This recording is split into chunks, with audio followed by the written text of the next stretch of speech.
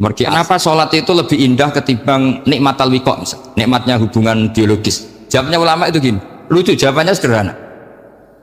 Nikmatnya kamu punya anak itu apa? Jawabnya ulama itu lucu. Kalau sakit dia sembuh, kalau hilang dia datang. Saya ulang lagi ya, kalau sakit dia sembuh, kalau hilang dia datang. Sekarang orang tua yang punya anak sakit koma di UGD atau di emergency, itu senangnya tuh mengalahkan kesenangan apa saja. Kira-kira orang yang berhubungan intim atau yang hubungan biologis dengan orang yang sedang anaknya sembuh dari koma, senangnya senang mana? Senang yang melihat anaknya sembuh dari koma. Senikmat apapun hubungan biologis, senang anaknya yang hilang ketemu. Nah, kalau anak ketemu saja orang sesenang itu, apalagi kita di surga, ketemu zat yang lama kita sembah, yang lama kita rindukan, yang lama kita rindu, kemudian ketemu di surga, maka tidak ada artinya surga tanpa melihat Allah Subhanahu wa ta'ala. Memang harus dijelaskan secara rohani. Akhirnya orang ngerti bahwa nikmat tertinggi di surga adalah melihat Allah Subhanahu wa ta'ala. Karena kalau anak-anak muda mungkin protes, ya enggak, ya enak kumpul sama widadari gini-gini. Wah, itu kan yang trauma bojone jelek gitu. Wah, itu yang bojone jelek mesti kesusu masuk surga karena itu sudah jelek, cerewet, nggak mati-mati kan gitu. Terus dia ingin masuk surga mesti niatnya welek, mesti pikiran pertama itu kumpul widadari. Tapi ada ulama yang bikin analogi tadi, misalnya istri kamu cantik, kemudian anak kamu sakit, koma. Hubungan dengan istri sama dengar berita anak kamu sembuh, seneng mana? Seneng anak sembuh. Sama anak yang hilang, seneng mana? Anak yang hilang ketemu. Maka terus ulama bisa menjelaskan itu. Kalau orang ketemu anaknya seseneng itu, apalagi ini ketemu Tuhannya yang bertahun-tahun disembah, kemudian tidak pernah melihat. Di surga itu nanti kita melihat Allah Subhanahu. Makanya Allah begitu bangganya mempromosikan surga. Surga itu apa? Surga itu wujuhu yauma idzin nadhirah ila rabbiha nadhirah, yaitu wajah-wajah berseri-seri dan melihat. Itu tanpa dijelaskan seperti ini Anda akan janggal, enaknya di mana? Tapi setelah dijelaskan detail gini oleh ulama, maka kita akan tahu an-ni'matul uzma sing enggak ada perbandingannya adalah nikmat masuk apa? Surga, karena melihat Allah Subhanahu wa ta'ala. Ya, jadi saya berkali-kali pokoknya minta sekali, hadil umat harus umat yang rasional, terutama dalam mengemban tauhid. Karena tauhid ini yang disebut kalimah. Sampai Allah mengistilahkan kepada Nabi Ibrahim itu waja'alaha kalimatam baqiyatan fi aqibi. Kalimat tauhid adalah kalimat yang akan abadi di anak cucunya Nabi Ibrahim. Baik anak cucu yang karena gen, mau anak cucu yang karena sebab, yaitu santri dengan kiai. Dan itu caranya gimana? Umat Islam jangan berhenti belajar mantek. Makanya di MGS, di Qudsiyah, di TBS, semua pondok pasti ngajarkan mantek, di Bendan, ilmu logika. Itu tadi, kalau kamu tidak bisa menemukan tauhid dengan cara tadi, dengan cara al-alam mutaghayyir wa kullu mutaghayyir hadis la budda min bukhtis, paling tidak pakai ilmu yang dilakukan Rasulullah SAW. Yaitu masyhur itu, saya sering cerita di mana-mana. Ada orang namanya Jubair bin Mut'im, Muhammad bin Jubair bin Mut'im. Itu dulu dia kafir. Dia orang pinter sampai dipasrai jadi negosiator untuk mengurus tawanan perang Badar yang ditawan Rasulullah SAW. Ketika datang di Medina, delala pas maghrib, Nabi baca wattur wa kitabim mastur. Di antara ayat yang dibaca Nabi itu am khuliqu min ghairi syai'in. Masa manusia sebanyak ini kemudian mereka diciptakan oleh ketiadaan. Min ghairi syai'in itu oleh ketiadaan. Masa alam raya yang wujud ini, alam raya yang punya eksistensi ini kemudian penciptanya adalah ketiadaan. Padahal wal adamu la yakhluqu wa la yu'assiru wa la kadza wa kadza. Tentu sesuatu yang tidak ada itu tidak bisa dikatakan sebagai pencipta. Wong nggak ada, jadi faktor saja nggak mungkin, apalagi jadi pencipta. Itu Nabi habis sholat langsung beliau sungkeman, ya Muhammad, saat ini juga saya iman. Karena logika yang dibangun ayat yang kamu baca itu menghabiskan semua logika saya. Intinya logika tauhid itu akan mengalahkan semua teori non tauhid. Itu yang disebut bal naqdhifu bil haqqi 'alal batili fayadmaghuhu fa idza huwa zahid. Kebenaran tauhid itu akan menghancurkan kekuatan apa saja. Fayadmaghuhu itu di tafsir Tobari disebut dorbatan tasujud dimah. Satu pukulan sing sampai menjadikan otak itu hancur. Lainnya disebut damagho, dimah itu maknanya otak. Maka kamu jangan khawatir kalau Islam didiskusikan di Uni Soviet, didiskusikan di Kanada, didiskusikan di Korea, pasti kalimat tauhid akan mengalahkan kalimatul batil. Pasti ja'al haqqu wa zahaqal batil. Innal batila kana zahuqa. Tapi syaratnya kita harus kuat. Makanya saya ini senang sekali yang namanya ngaji itu, saya senang. Karena saya tadi bercita-cita ingin jadi dosen setelah mati. Karena di dunia sudah tidak jadi apa? Dosen. Saya ingin seperti Imam Amudi. Pertama ketemu Allah, beliau disuruh ngajar malaikat tentang ilmu apa? Matematika yang mengarah ke tauhid. Jadi diajarkan, kamu tahu angka 2, angka 3, angka 4, semuanya bersumber dari angka 1. Berarti semuanya berawal dari 1. Gak tahu setelah itu malaikatnya dites lagi apa enggak, gak tahu. Pokoknya pas itu malaikat ya paham semua. Oke. Kayak apa hebatnya umat Rasulullah Shallallahu Alaihi Wasallam? Karena akalnya kuat. Sehingga kita harus kuat. Sehingga kalimat yang benar disebut kalimatul haqqin alaiha nahya wa alaiha. Nah, kalimat yang salah disebut kaburat kalimatan takhruju min afwahim. Kalimat menjadi kalimat karena diucapkan, tapi tidak menunjuk hakikat. Kayak ini misalnya, ini tutup, ini putih, terus saya katakan hitam, berarti saya mengatakan ini hitam sebagai kata-kata karena diucap, tapi tidak pernah menjadi hakikat karena hakikatnya ini putih. Itu hebatnya Quran. Makanya Quran kalau gojlok orang kafir itu, gojlok orang kafir itu disebut apa? Kaburat kalimatan takhruju min afwahim. Tapi untuk kalimat tauhid dikatakan apa? Yusabbitu walladzina amanu bil qauli tsabit fil hayatid dunya wa fil akhirah. Sebagian disebutkan wa ja'alaha kalimatam baqiyah. Kenapa kalimat tauhid itu kalimat yang abadi? Karena Allah sebagai Tuhan di dunia juga sebagai Tuhan di akhirat, dan selalu Tuhan pada masa yang tidak terbatas. Itu disebut wa ja'alaha kalimatam baqiyah. Kemudian umatnya Nabi mengganti kalimat yang gampang. Allah punya sifat baqa, punya sifat akhir. Sifatnya akhir itu la akhiralah. Terus semuanya yang paham ya alhamdulillah, yang nggak paham dikon ngapal wujud idam baqa mukhalafatul khawadisi qiyamuhu bi nafsihi wahdaniyat qudrat irad. Terus paham. Lah kok sing rada alim terus roh bedane iki sifat ma'ani iki maknawiyah. Cara Mu'tazilah ngene, cara ahli sunnah ngene. Oh itu sudah kejelimetan. Sementing pokoknya wujud idam. Nah, kenapa pertama yang disebut wujud? Karena yang membedakan kita dengan faham ateisme itu ya sifat wujud. Yaitu mereka mengatakan alam raya ini dimulai dari ketiadaan. Wah, itu akal mana saja itu nggak bisa nerima, masa ketiadaan menciptakan sesuatu yang ada. Maka kata Ibnu Hajar al-Asqalani ketika mentafsirkan mensarai hadis, salasun mangkunna fihi wajata halawatal iman. 3 hal ini kalau kamu faham maka menemukan manisnya iman. Manis itu enak. Terus kata Ibnu Hajar al-Asqalani, masih ingat betul dalam sarahnya Fathul Bari, wa yusamma inda ahlil aql, misalnya al-iltizat al-aqli. Agama ini mengajarkan kenyamanan cara berpikir. Coba kalau sampean seorang doktor atau seorang profesor atau seorang pinter, kemudian kamu dipaksa mengimani bahwa alam ini diciptakan oleh ketiadaan, itu bisa tidur gak? Oh, tidak bisa tidur. Sampean misalnya orang pinter dididik di kampus atau dididik di pondok, alam ini yang wujud, yang menciptakan itu sesuatu yang tidak wujud, kamu bisa tidur tidak kira-kira? Ini guru apa? Ini sarap ini. Mosok hadil maujudat khalaqahal adam, sesuatu yang wujud diciptakan ketika. Tapi agama ini membawa sesuatu yang menyenangkan untuk akal, yaitu hadhil maujudat khalaqaha wajibul wujud. Maujudat yang wujud ini diciptakan super maujud, yaitu oleh bahasa pondok disebut wajibul wujud. Kan terus seneng. Wajar dong kalau sesuatu yang ada diciptakan oleh yang ada. Nah, tentu ada pencipta, terus ada super, disebut wajibul wujud. Kan terus enak. Nah, itu kata Ibnu Hajar al-Asqalani disebut wajadah halawatal iman. Sehingga kita tidak usah khawatir. Makanya saya itu termasuk orang nggak khawatir. Apapun rusaknya dunia ini, kacaunya dunia ini, akan kalah dengan kalimatut tauhid. Karena kalimat ini ketemu apa saja pasti menghancurkan. Yaitu disebut bal naqdhifu bil haqqi 'alal batil fayadmaghuhu fa idza huwa zahid. Kalimat hak ini akan menabrak apa saja, dan yang ditabrak pasti hancur. Makanya sama tidak usah khawatir misalnya ada negara ateis di Cina, di Korea, kita yakin asal yang diteliti itu agama Islam pasti menang. Nah, yang susah kalau yang diteliti orang Islam, itu susah karena yang copet kadang-kadang ya umat, apalagi di negara mayoritas muslim, nanti copetnya, premannya, koruptornya semuanya beragama Islam. Makanya kita hanya punya pilihan 2, itu umat Islam dan Islam yang kumat itu dok. Kalau tidak umat Islam ya Islam yang kumat. Tapi kalau kalimat tauhid itu kalimat yang aman, tak jamin 100%. Sehingga saya itu kalau ditanya profesor, Pak, kalau suatu saat Indonesia jadi negara yang sangat terbuka, kemudian ada sekolah perbandingan agama. Menurut Anda prospek Islam gimana?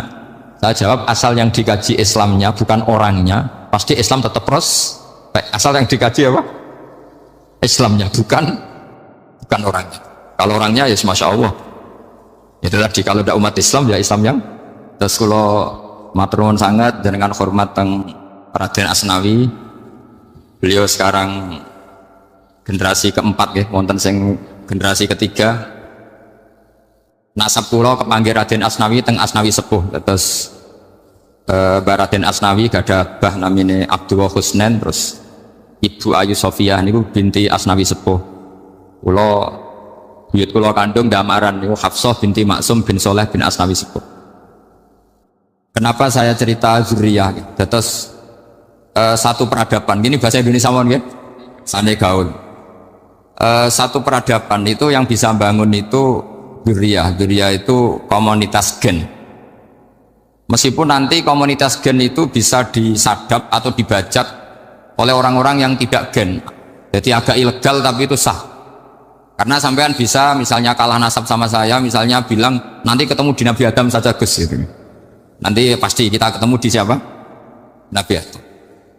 Terus kedua, kekalahan nasab itu udah abadi, karena nanti selanjutnya ditanya di kuburan, bapak kamu siapa? Itu disuruh jawab Nabi siapa? Ibrahim. Terus kekalahan nasab sampai nanti berakhir di kuburan, karena nanti dijawab siapa bapak kamu? Disuruh jawab siapa?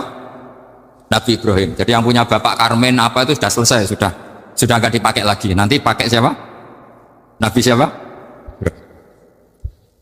Nah, kenapa saya cerita bahwa nasab gen itu akan disatukan oleh satu visi ilmiah yang objektif. Gini ku dawe Nabi Yusuf, wattaba'tu millata abai Ibrahim wa Ishaq wa Yaqub.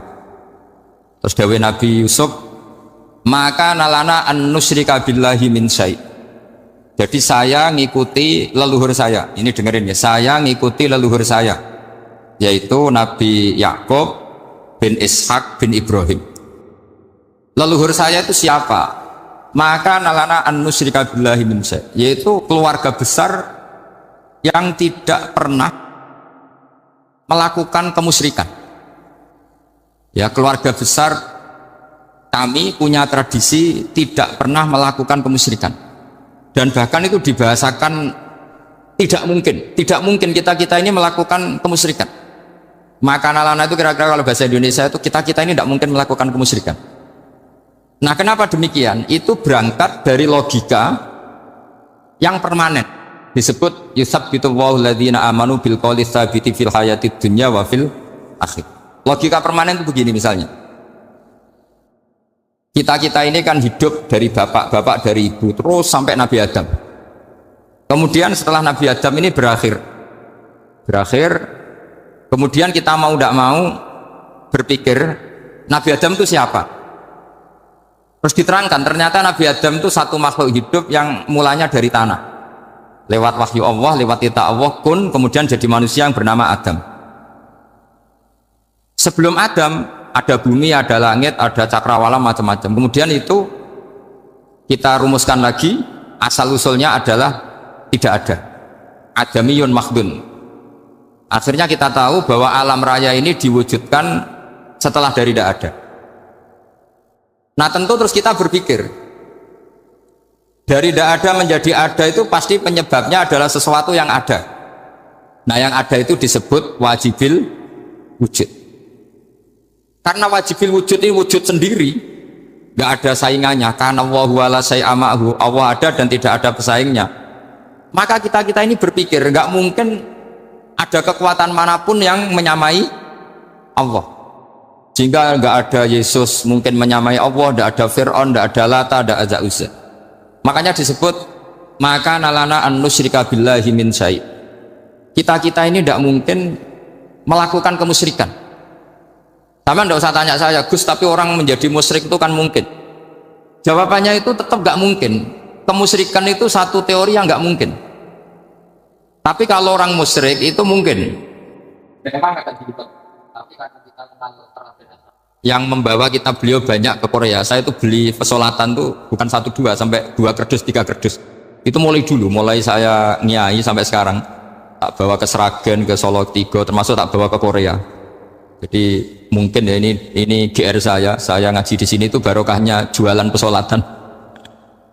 Tapi bukan jualan yang cari laba enggak, karena tak gratiskan, tapi itu dagang akhirat tak kira-kira gitu.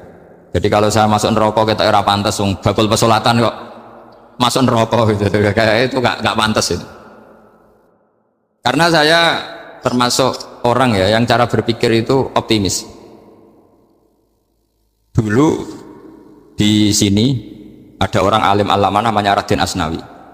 Terus kemudian sejarah agak berpolemik, ada mengatakan beliau itu muridnya Syekh Nawawi, ada mengatakan tidak. Apapun itu yang saya yakini adalah beliau ya saling istifadah lah, saling bermanfaat bagi Syekh Nawawi Banten. Saya punya catatan sejarah banyak tentang Raden Asnawi karena guru-guru kita itu akan ketemu di Syekh Nawawi Banten. Yaitu kita tahu misalnya saya ngaji Mbah Mun ngaji Mbah Zubair misalnya ngaji Syekh Fakih Mas Kumambang, ngaji Mbah Mahfud, terus ngaji Sayyid Abi Bakar Sato, terus ngaji Sayyid Zaini Dahlan. Kalau keluarga sini mungkin misalnya Gus Hafid, Mbah Niam, Mbah Zuhri, terus Raden Asnawi. Raden Asnawi kita tahu nikah dari istri mudanya Syekh Nawawi, yaitu Nyai Hamdana. Saya sering diceritani Mbah Mun, terus Nyai Hamdana punya anak yang namanya Zuhriyah dari Syekh Nawawi. Kemudian setelah dinikahi Raden Asnawi punya anak namanya Zuhri, Minan, Niam, terus sampai ke Gus Hafid, itu Hafid bin Niam. Kenapa saya cerita ini? Karena kealiman itu adalah sesuatu yang dibanggakan Allah. Imam Amudi itu ulama ahli matematika. Jadi ada ulama itu ahli matematika. Dia nggak pernah ngajarkan pesolatan, zakat, sholat, tapi dia ngajar matematika. Kemudian dari matematika itu beliau menjadi ahli tauhid. Sehingga nanti Mungkar Nakir itu nggak akan tanya dia marabbuka wa manabuka, karena dia punya rencana. Yang ngajar tauhid itu saya, kata. Jadi kalau dalam malaikat akan marabbuka, pangeran kamu itu siapa? Malaikat malah dilawan. Kamu pernah ngajar tauhid?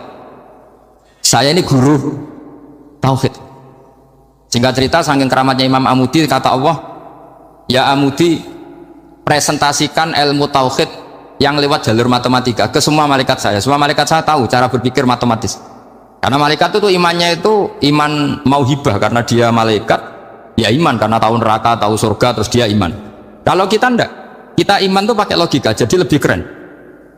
Loh betul. Malaikat itu ketika bangga, ya Allah, apa ada orang yang imannya di atas kita? Jawabnya Allah ada. Siapa? Ya orang-orang kudus, kata Allah. Kira-kira gitu. Kenapa? Ya betul. Karena kamu iman saya itu wajar, kamu tahu saya, tapi mereka nggak tahu saya tapi iman. Kenapa bisa iman ya Allah? Karena mereka punya logika, punya akal. Akhirnya Imam Amudi disuruh sama Allah presentasikan logika tauhid kamu lewat jalur matematika. Malaikat disuruh dengerin semua. Isma'u ya malaikati, ini mimpinya wali. Terus Imam Amudi mulai mengajarkan nisbatul isnaini ilal wahid wa nisbatus salasa wal arba'ah ila ma la nihayatalah. Niku binisbatin wahidah, yaitu far'un minal asli wa wa al wahid. Mau angka sebanyak apapun 2, 3, 4 sampai 1 miliar, itu nisbatnya ke angka 1 adalah nisbatul far'i ilal asli, semuanya berasal dari 1. Maka hadhil awalim atau hadal alam ila ma la nihayatalahu, tetap semuanya ini cabang dari 1, yaitu wujud dari 1, yaitu Allah Subhanahu wa ta'ala. Sehingga semenjak itu ditiru sekian ulama. Akhirnya malaikatnya mantuk karena kepastian kalau Allah satu yang diyakini malaikat itu sepasti logika yang dibangun orang-orang manusia ini, padahal tidak ngerti Allah Subhanahu wa ta'ala karena pakai akal. Sehingga di pondok itu orang harus ngerti mantek. Orang mantek itu ilmu yang jelimet tapi menyenangkan. Biasanya sing sinau ambek rokokan, sawangannya kayak filosof.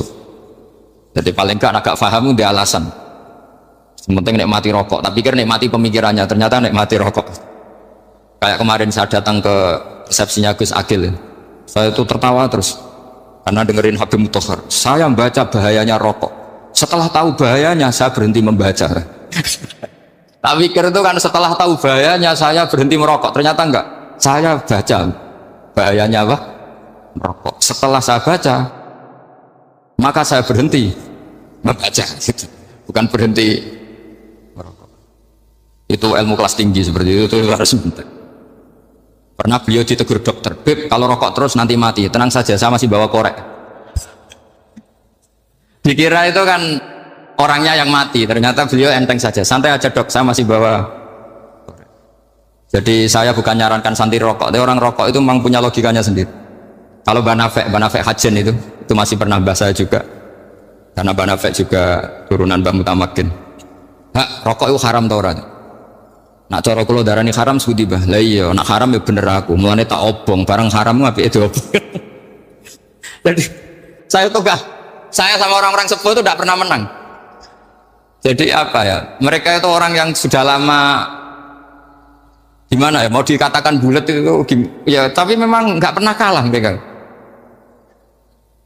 Ada satu kiai, masih misananya Banafek.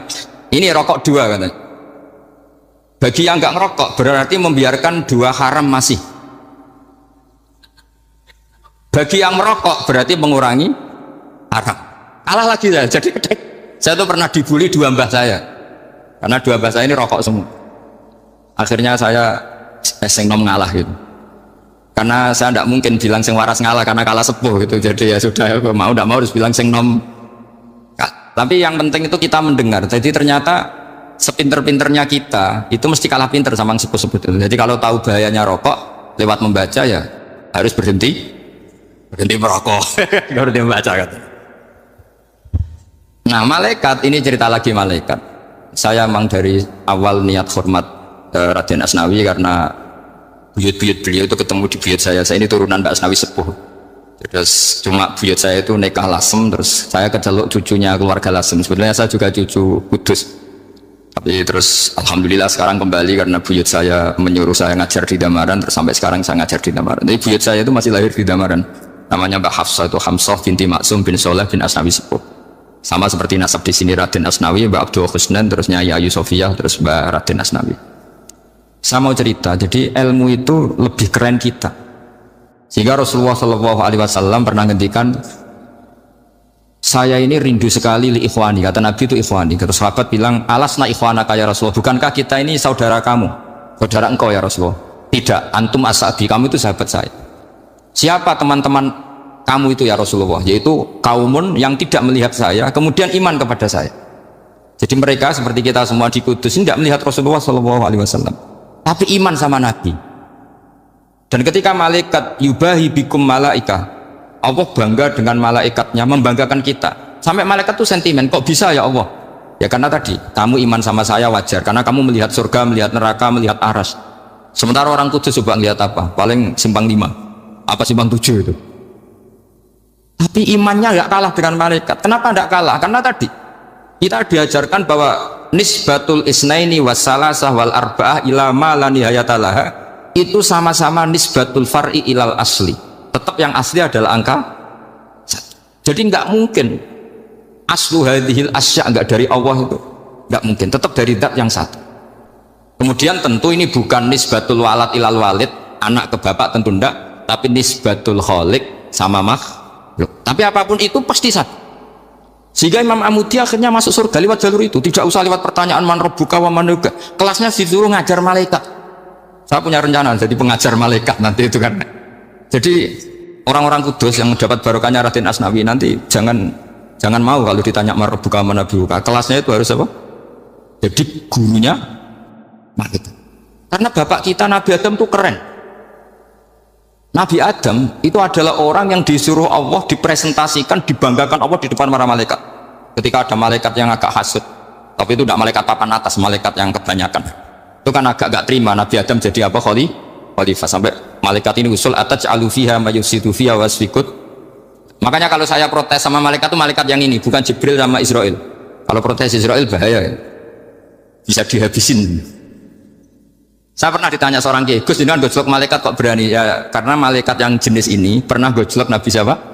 Adam. Nggak percaya kalau Nabi Adam itu layak mimpin, sampai protes ataj'alu fiha mayusidu fiha wasfikut. Tapi apa yang terjadi? Allah mengajarkan satu ilmu di Nabi Adam, kemudian disuruh meresentasikan.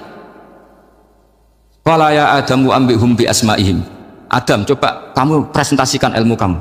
Kalau Nabi Adam fasih mempresentasikan ilmu, kata Allah, kamu bisa enggak sepinter Nabi Adam? Tidak bisa ya Allah. Makanya sudah saya bilang ini alamu malah Saya lebih tahu siapa yang layak mimpin. Jadi layak mimpin itu pertama harus kuwatul ilm, ilmunya itu harus kuat.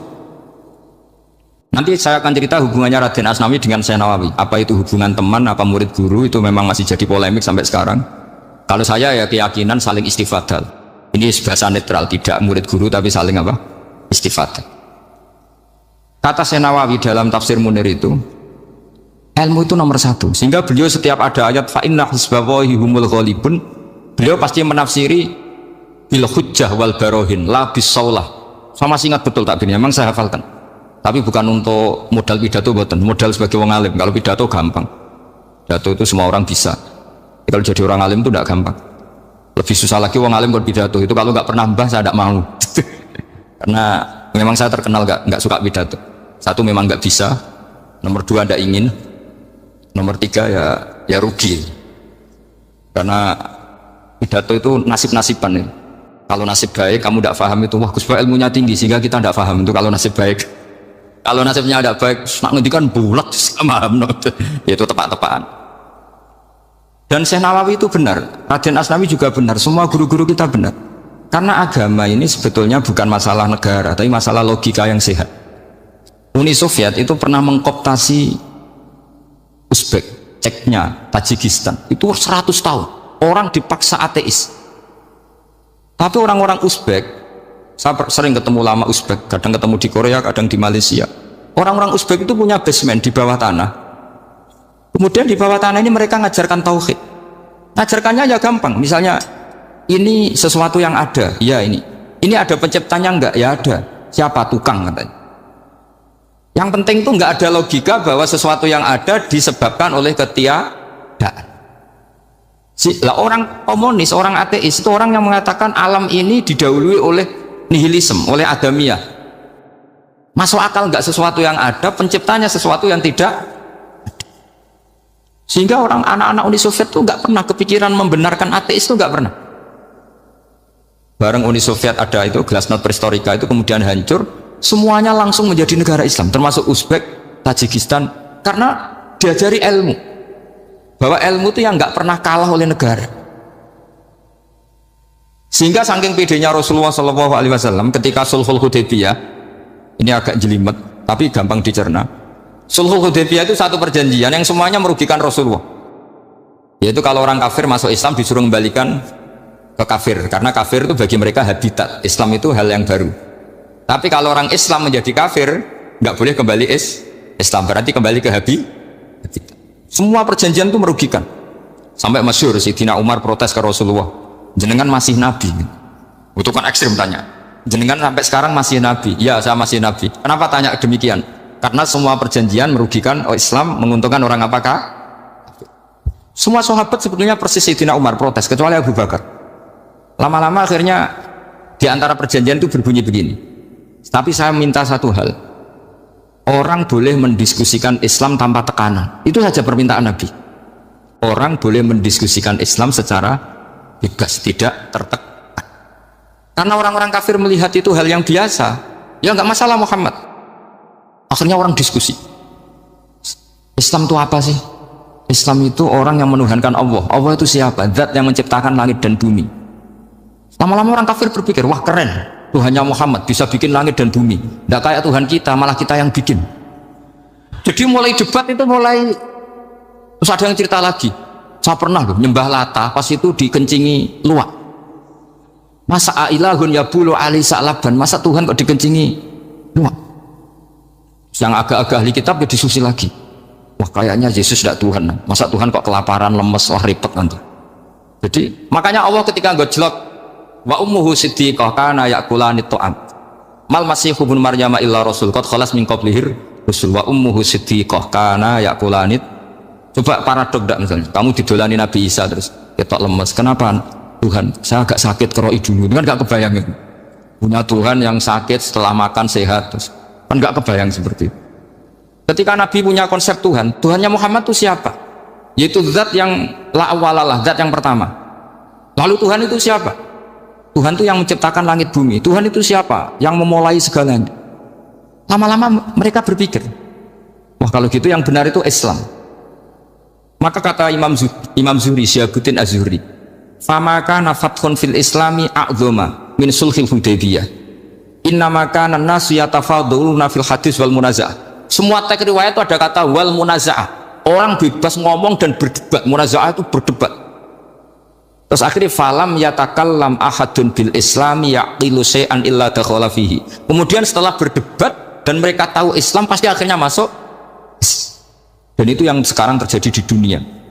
Makanya saya pernah ditanya seorang profesor, Gus, kalau di Jogja ada sekolah perbandingan agama, menurut Anda gimana? Asal itu tentang agama, nggak apa-apa. Tapi kalau yang dibandingkan umat Islam itu jangan.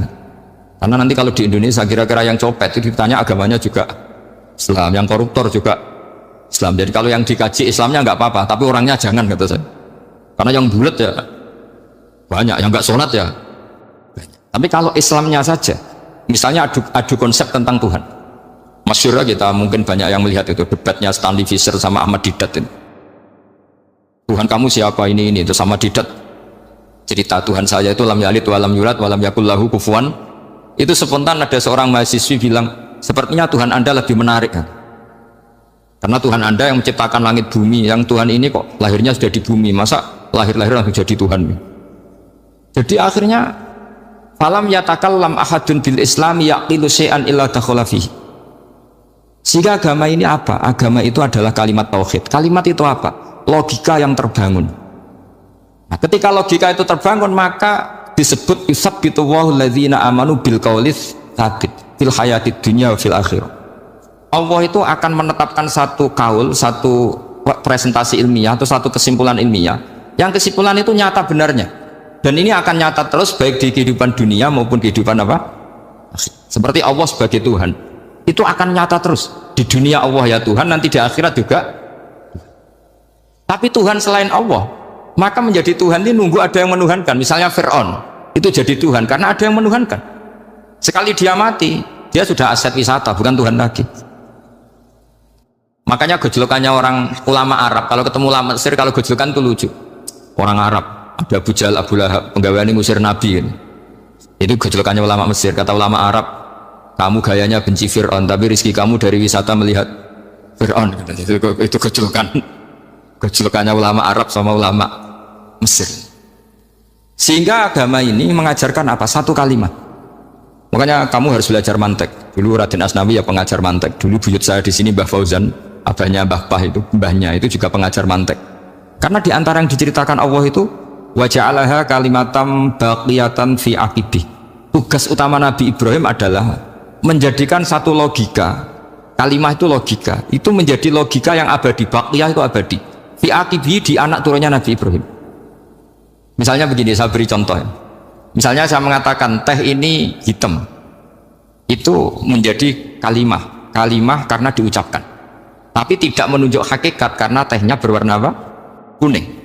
Sehingga Quran kalau menyalahkan orang kafir itu ngendikannya kaburas kalimatan takhruju min afwahihim. Omongannya orang kafir itu menjadi kalimat karena diucapkan dari mulutnya. Kenapa menjadi kalimat? Karena diucapkan tapi tidak menunjuk hakikat.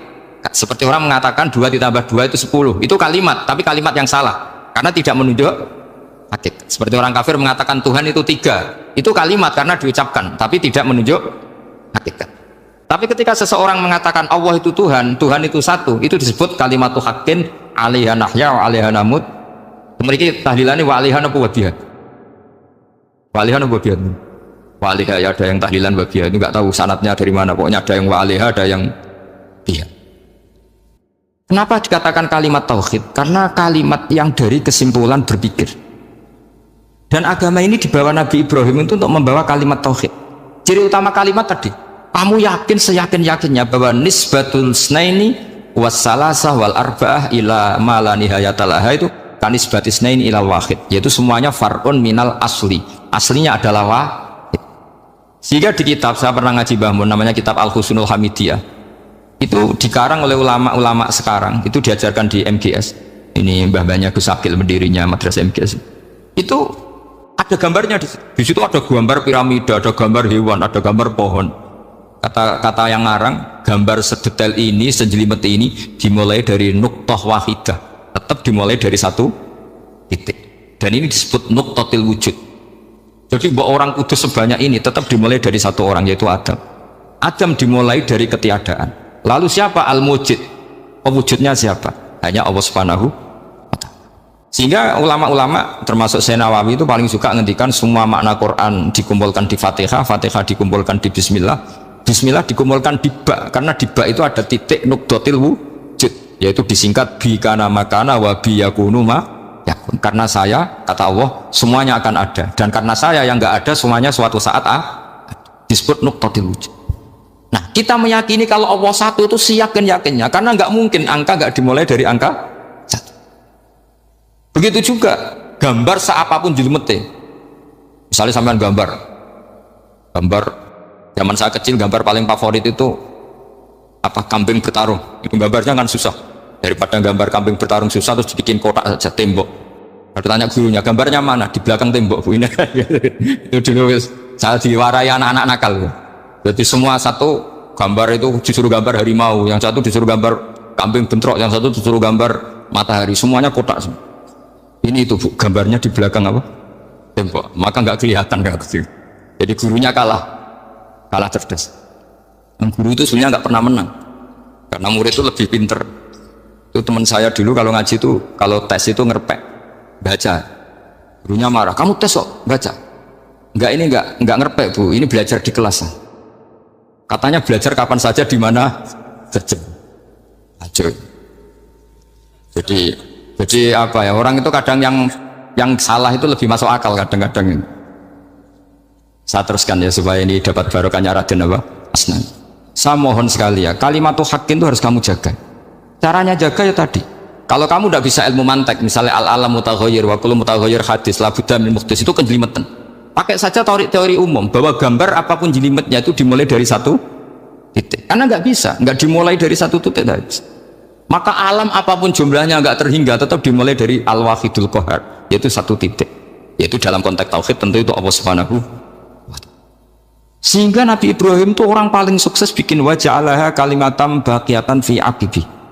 Terus Nabi Muhammad begitu, sahabat gitu, sampai kita sekarang diajari ilmu mantek.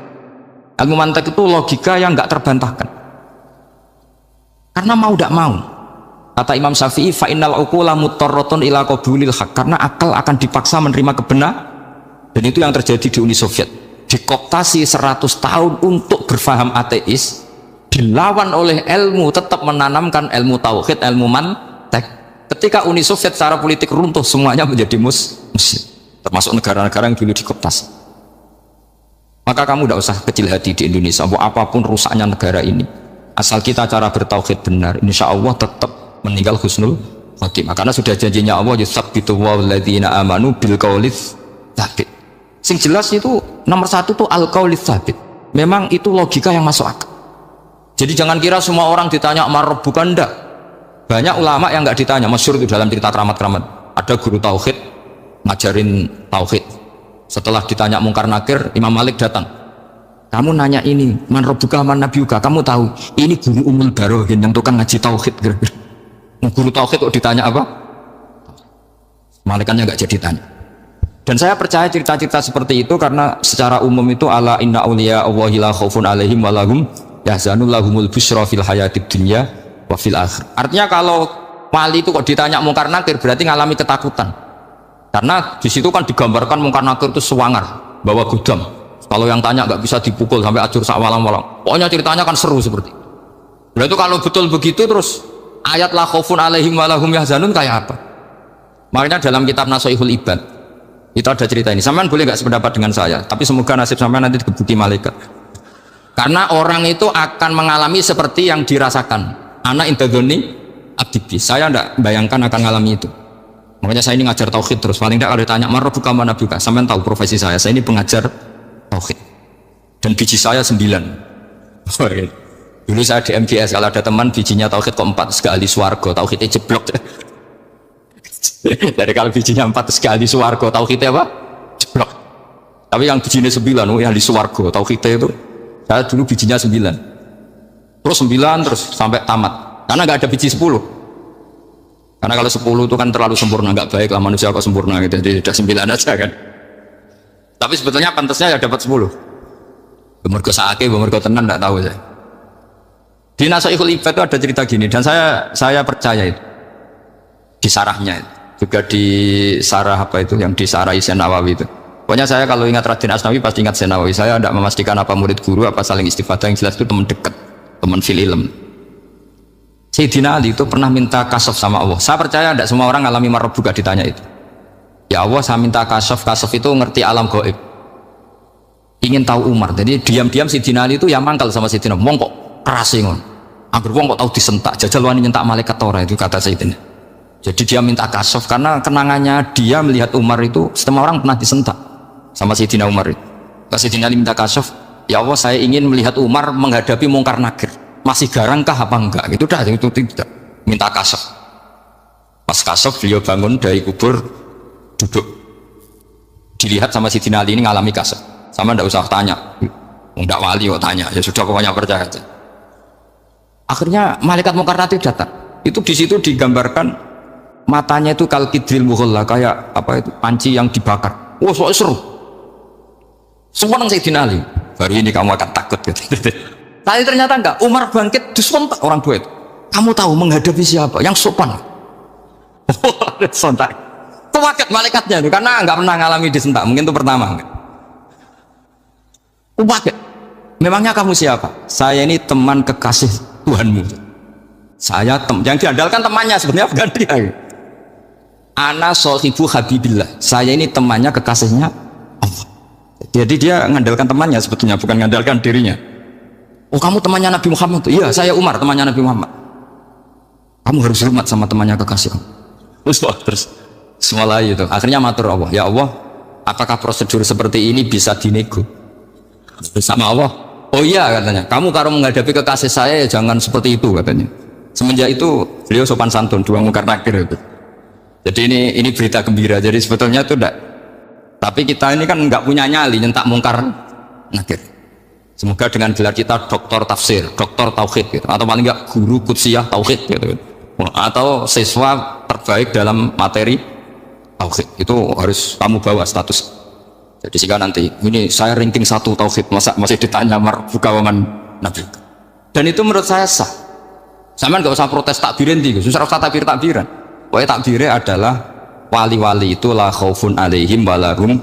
Mereka tidak akan mengalami ketakutan baik kehidupan dunia maupun kehidupan akhir. Bahkan para malaikat itu mengatakan ke wali-wali nahnu awliyaukum fil hayatid dunya wa fil akhir. Kita ini teman kamu, saudara kamu, mitra kamu. Masa mitra kok nurui itu kan nggak fair. Dan menurut saya paling efektif itu apa? Kamu harus punya rumus tauhid kayak Imam Amudi menemukan Tuhan. Imam Amudi itu menemukan Allah itu lewat ilmu matematika. Dan itu Allah saking senengnya disuruh ngajari para malaikat. Wa ya malaikati isma'u. Kamu harus mendengar, ini orang alim saya yang ahli matematika. Tapi justru itu ngerti bahwa asal usul alam itu minal wahidil qahar. Dari zat yang sah. Akhirnya Imam Amudi mulai ngajar. Nisbatus naini wasala sawal arba'a ila mana nihayatalaha iku kabeh iku far'ul wa.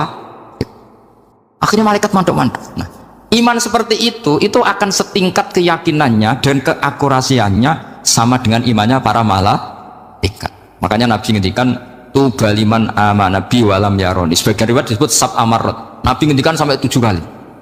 Benar-benar keren orang yang tidak melihat saya kemudian iman kepada apa yang bisa menemukan itu. Hanya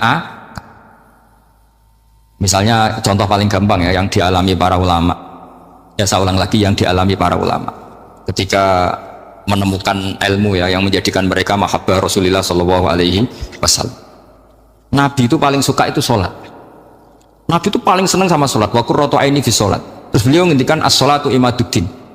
Terus beliau kalau muji sholat itu sundul langit. Sampai beliau kalau banyak masalah itu bilang ke Bilal, arifna ya Bilal, saya kasih istirahat. Itu maknanya mau sholat. Semuanya sholat. Pertanyaannya adalah, apakah mungkin seorang raja yang ambisi jadi raja kemudian yang dikampanyakan adalah orang supaya sholat? Tentu kalau Nabi seorang raja, beliau akan kampanye gimana? Narik upeti kayak apa, narik pajak kayak apa biar Nabi kaya? Enggak. Nabi itu paling tersiksa kalau orang tidak sholat, tersiksa kalau orang tidak sujud. Loh, kalau beliau seorang raja ngapain mempopulerkan sholat? Maka makna sholat imaduddin adalah sholat itu tiang agama. Maknanya tiang agama, kamu akan tahu betul kalau dia seorang Nabi. Karena apa? Yang diajarkan adalah sholat. Coba untungnya apa bagi Nabi Muhammad ketika umat Islam sholat? Kan tidak ada untungnya sama sekali.